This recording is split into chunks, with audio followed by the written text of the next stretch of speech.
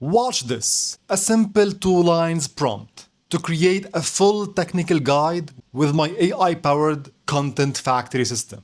Let's run. First, it pulls real search data and reads the top articles on Google related to the topic. And now it trends a real server in Frankfurt. It is deploying the actual app the guide talks about, testing it, breaking it, measuring everything. Then it's taking its own screenshots. And finally, it writes. And here is the output. A full technical guide published on my website with numbers it tested itself. And what's really special and important about this system, it's connected to my brain. Yes, my brain. It knows my voice, my style, my opinions, my thoughts, everything about me. Look at this line and this one. This is me talking, my real stories, my real numbers, the way I write. In this video, I'll show you the 5 building blocks of my Content Factory system, and by the end, you'll know exactly how to build one for your own niche. If you are ready, let's get started. Back in 2021, I used to pay around $150 to $300 per one technical guide like this one. And sometimes I need to wait like 7 days to finish it because it requires a lot of experiments, a lot of tests, back and forth between me and the writer. Then in 2022, 1 year later, I published a video here on my channel showing you how to write a full blog post in 10 minutes with the help of AI. Around 300,000 people watched the video, and it was really fast, yes. But I warned you then, in that video, is this. AI content generators must be used as a writing assistant and not just generate. To use AI as writing assistant and don't just copy and paste because it wrote generic content. Today we have a name for that content, AI slop, and we don't want that. So today, with the new AI-powered Content Factory I built, honestly, no writer I ever hired could do the experiments and tests and write like this system. Sorry writers, but this is reality. So how does it actually work? We have mainly 5 building blocks running inside this Content Factory system. Block number 1, the contract. It's simply Claude skills.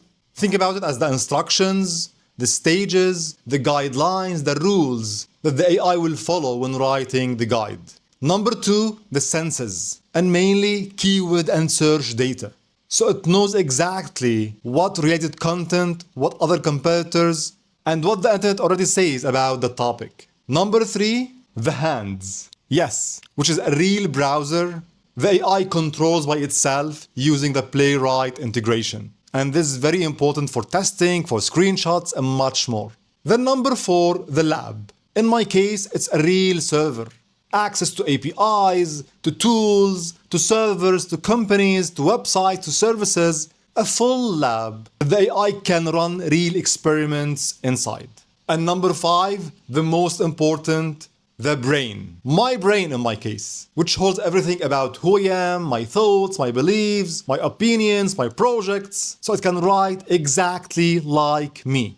Great. Let's now jump into the factory and see one piece go through the whole process. But before that, and speaking of building blocks, I created a free ebook on the top vibe engineering building blocks you should know to move from a blind vibe coder to a real builder with AI. It's totally free, and I designed it in a way that you can read and understand one block on each page. Grab it, read like 5 pages a day, and in 1 week, you will notice the difference. Okay, so here's the input. One simple prompt.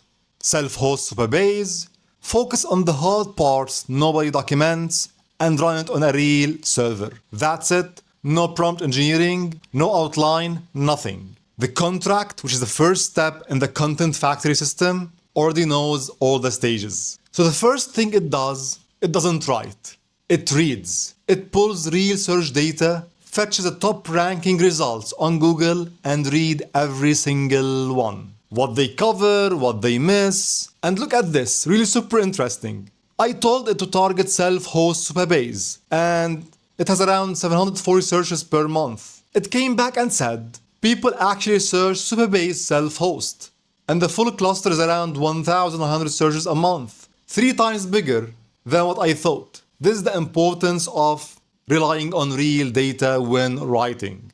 And the system is really honest. I built it in a way, if it can't really find a real gap that we can fill online, it just tells me the topic is weak before anything written. So we don't waste time on a topic that's not useful and nobody will benefit from. So some ideas just die at step 1, and that's a feature. If it passes, then it writes a plan.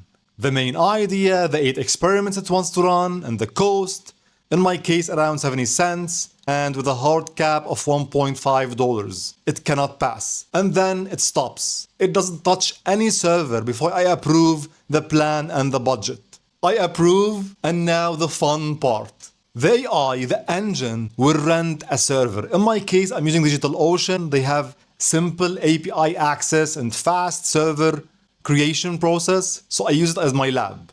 It cloned the stack in 2 seconds, pulled like 8.9 gigabytes of images in 114 seconds, and 20 seconds later, Supabase was up. 11 containers, all healthy, on a 4 gigabytes box. And it measured everything, down to the RAM of every container.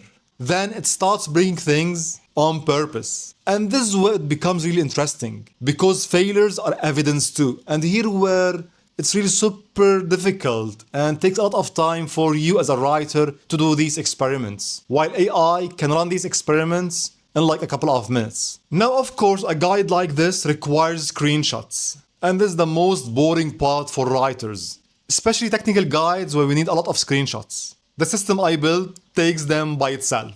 It drives a real browser. Using Playwright, we talked about this before, it logs into the app we deployed and shoots every screenshot the guide needs. Think about how much time this is saving you. And it really has one rule I love. It never blurs a secret. If a real key appears on the screen, it replaces it automatically with a fake one.